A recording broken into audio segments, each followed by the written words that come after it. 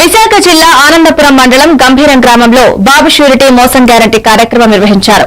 భీమిలి నియోజకవర్గ సమన్వయకర్త మజ్జి శ్రీనివాసరావు ముఖ్య అతిథిగా పాల్గొన్నారు. ఈ కార్యక్రమంలో ఆనందపురం మండల నాయకులు, కార్యకర్తలు, ప్రజలు పాల్గొన్నారు.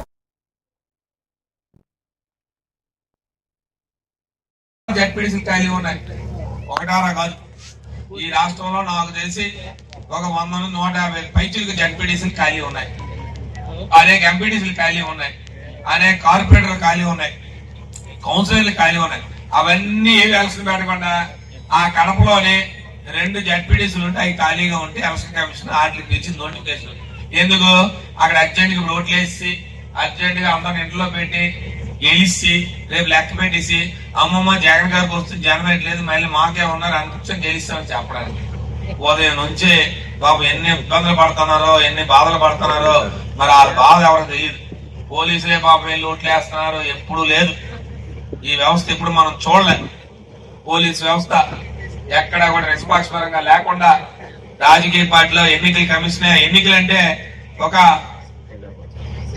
హుందాతనాన్ని కోల్పోయి అసలు ఎన్నికల ప్రక్రియ చాలా సిగ్గుపడే విధంగా ఈరోజు ఎన్నికలు జరిగాయి. ఇవాళ ఉదయం నుంచి అన్ని టీవీలు చూస్తారు, ఎక్కడ చూసినా సెలవులు అదే పని మీద ఉన్నాయి, సోషల్ మీడియాలో ఉన్నాయి. ఓ సాక్షి ఛానల్ తీస్తారు, సాక్షి ఛానల్ వస్తే జనం తెలుసుకొని సాక్షి ఛానల్ చేసి సెలవులు టీవీ లెవెల్ చూస్తాం. ఇంటికో సెలవు పెట్టడం, చేతికో సెలవు ఉంది, ఒక్కొక్క ఎండ ఆన్ చేస్తాం, సాక్షి లేట్ వస్తాం, చెప్పేస్తాం.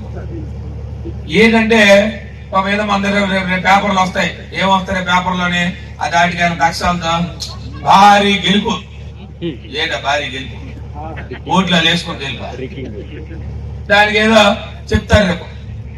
అంటే ఇవన్నీ చెప్తున్నారంటే వాళ్ళు ప్రజల పట్ల మీకు అధికారం ఇచ్చారు, ప్రజలకు మంచి చేయాలా.